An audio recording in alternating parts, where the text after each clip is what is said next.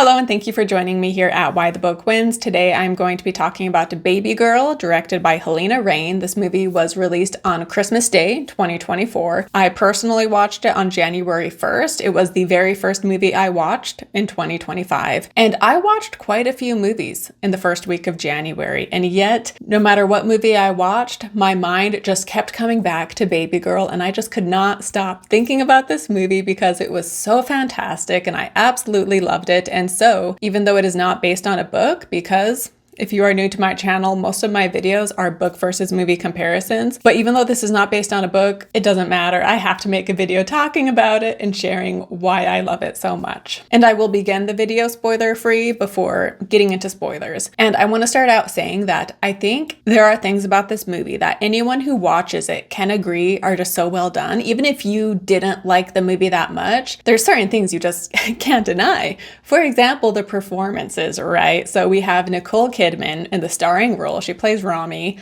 Dickinson plays Samuel, the younger man she has an affair with. Antonio Banderas plays her husband, Jacob. And then Sophie Wilde plays her assistant. And everybody is just perfectly cast. And I feel like Dickinson and Antonio Banderas aren't getting much attention for their roles because, Nicole Kidman, she is just giving her all here. She is just absolutely incredible in this movie. And so I think in some ways the other performers are not getting ignored, but Nicole Kidman just has so much attention on her because of this film, and rightly so, because she is fantastic. But I also just wanted to say that everybody is just excellent in this movie. And Nicole Kidman and Dickinson have amazing chemistry as Rami and Samuel. Like, any moment they are together on screen is just so charged. And I have watched interviews with the two of them promoting this movie, and as themselves, it's not like they have this sizzling chemistry, but when they are in character as these two people, like, wow, it was electrifying. And you just feel the allure they both have for each other. And this movie just perfectly captures that feeling when you are still in the early stages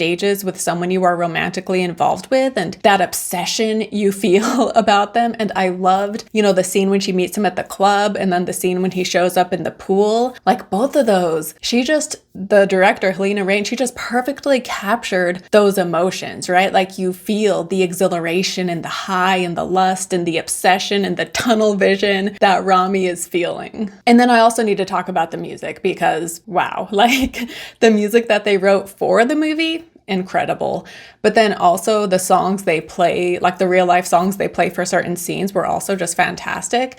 For example, the scene with the George Michael song, I have been listening to Father Figure on repeat ever since seeing this movie. I've been taking breaks though to also listen to Joan Baez, who I have also been listening to a lot ever since watching A Complete Unknown.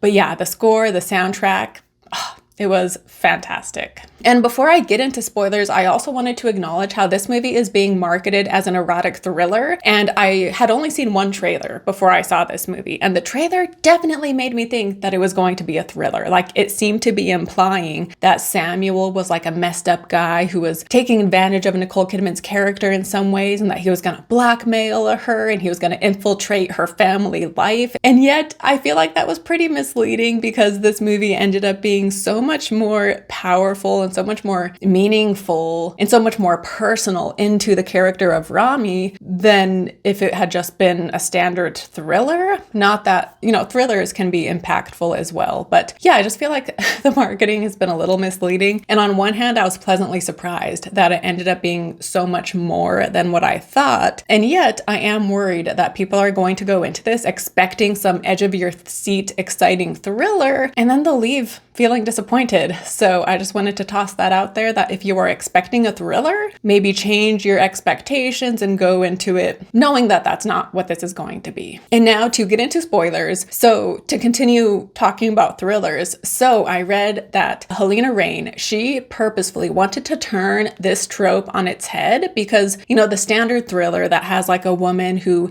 has an illicit affair with someone and she puts her career and her family on the line. These movies tend to end with the woman being punished in some way. And she is either, she loses something or everything by the end of the story. And she's punished for having these sexual desires. And so Haline Reijn wanted to take a story like that, but flip it, where the woman gets everything she wants in the end. And by the end of the movie, Rami's career is going great and her marriage is better than ever. And so I just loved that. But I'm getting a little ahead of myself talking about the end already, because to go back to the very beginning of the movie, so we start out seeing her and her husband having sex, and then it appears that she orgasms. However, right after that, she then goes into another room to masturbate, where she truly does orgasm. By the way, I don't want to be demonetized in this video, so when I say that O word from here on out, I will probably censor it. That way I don't risk being demonetized. But then there's a later scene where we see them beginning to be intimate. And then she covers her face with a sheet and she tells him what she wants them to do together. And we see how she is so embarrassed with admitting what she wants that she has to have her face covered when she even expresses it, right? And then Jacob, her husband, just isn't into this. And so this whole interaction does not go very well. And then later on in the movie, once she has begun her affair with Samuel, she is,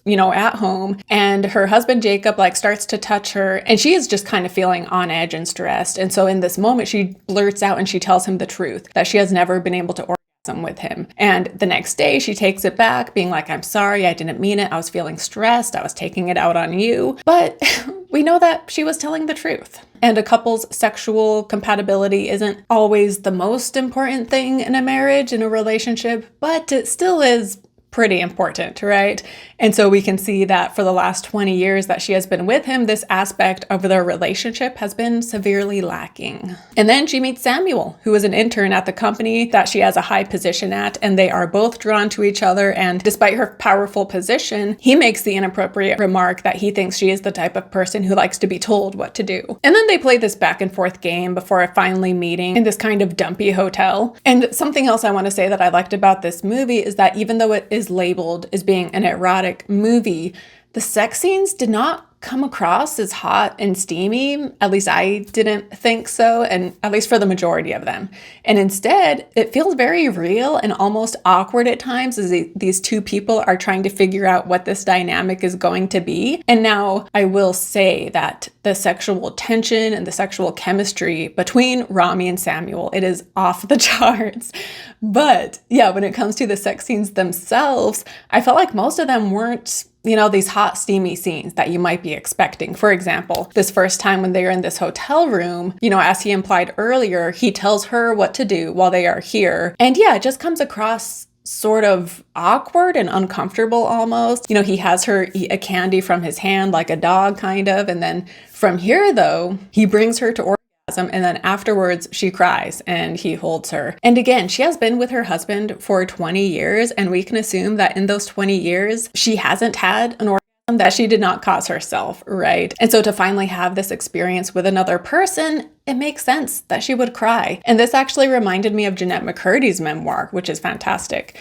But she talks about how she'd had sex a number of times, but then her first time being with someone where she it made her cry because it was her first time realizing what sex could be and what it should be, right? And I think most women who have heterosexual sexual interactions have this experience where men can make themselves the priority, right? And once the man finishes, then it's done. And I do think that our society, to some extent, kind of teaches women, either directly or indirectly, not to prioritize their own pleasure. And that again, once the man finishes, it doesn't matter whether the woman has or not. And it's crazy how common it is to hear stories about women faking it. And yet, when was the last time you heard a story about a man feeling the need to fake it, right? But the scene with Samuel, it's so much more than just about her experiencing this pleasure. It's also so much more meaningful than that. And it is her realizing that she has been putting herself on the back burner and not being sure to make sure she gets what she deserves, right? So in some ways, it's about her realizing her worth, you could say. By the way, if you agree or disagree with any of my interpretation of this movie,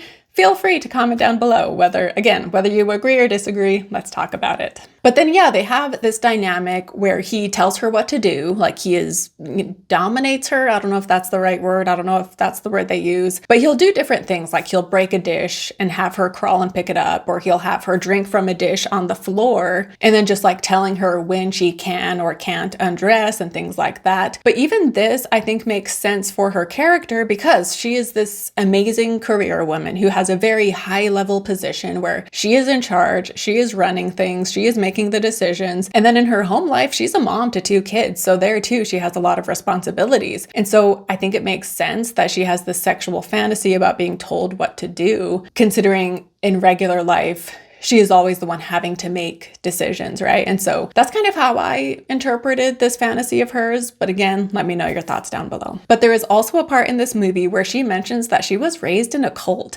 And I feel like this part, like, that's so interesting. And I feel like we could delve into that more.